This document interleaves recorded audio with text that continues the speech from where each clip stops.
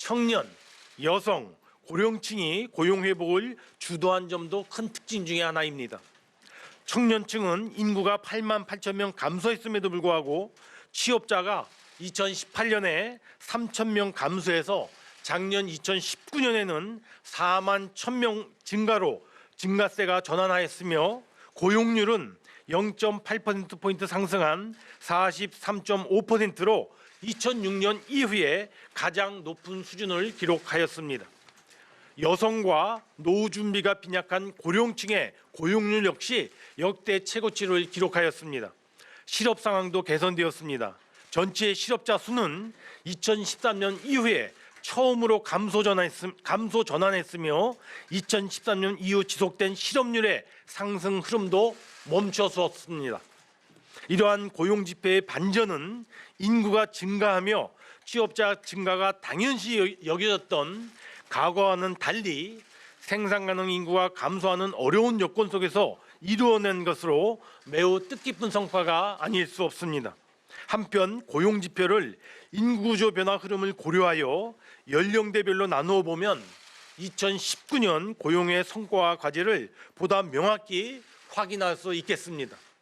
예를 들어 30대의 경우 취업자 감소가 지속되고 있지만 이는 올해만의 현상이 아니고 2005년부터 30대 인구가 15년 연속 감소로 전환되면서 15년 동안 단 3년을 제외하고는 계속 취업자가 줄고 있었던 것입니다.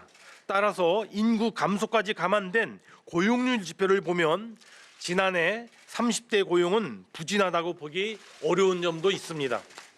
구체적으로 보면 작년도 30대 인구는 10만 5천 명이 감소하였습니다.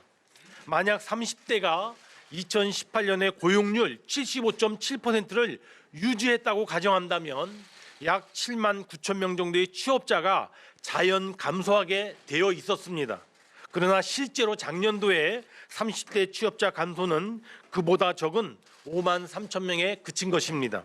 그 결과 30대 취업자 절대 규모는 감소하였지만 인구 감소 효과가 배제된 인구 대비 취업자 비율 지표인 고용률을 보면 0.3%포인트 상승하며 개선된 것으로 나타나고 있습니다.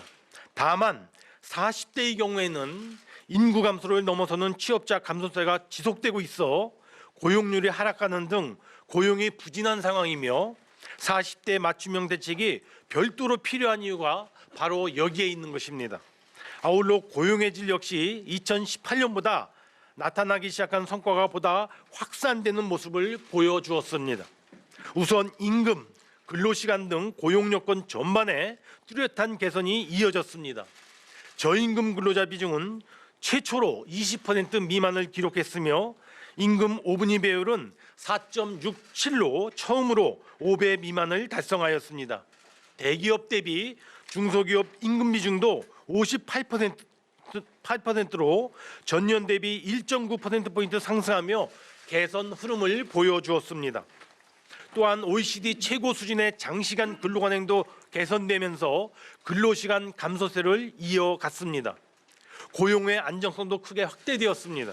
상대적으로 고용 안정성이 높은 상용직 근로자의 비중은 지난해 69.5%로 역대 최고 수준을 기록하였습니다. 고용보험 혜택을 받는 피보험자 규모가 2007년 이후에 12년 만에 최대폭인 51만 명 증가하여 취업의 준비, 실업, 재직이라고 하는 전 주기에 이르는 고용 안전망 토대 구축이라는 성과도 달성하게 되었습니다. 다만 이러한 고용 개선 흐름에도 불구하고 우리 경제의 허리를 할 수 있는 40대와 주력 산업인 제조업에서의 고용이 부진한 흐름을 보인 것은 무엇보다 가장 아쉬운 부분이 아닐 수 없습니다. 국민 여러분, 고령화, 산업 구조의 변화에 따라 우리 고용 시장을 둘러싼 환경과 여건이 크게 바뀌고 있습니다. 최근 들어 인구, 산업, 일자리 등 구조적인 변화가 본격적으로 가시화되고 있습니다. 따라서 이제는 고용을 바라보는 시각을 달리하고 고용 환경 변화에 대한 대응도 한층 강화해야 합니다. 먼저 주목해야 할 점은 인구 구조의 변화입니다.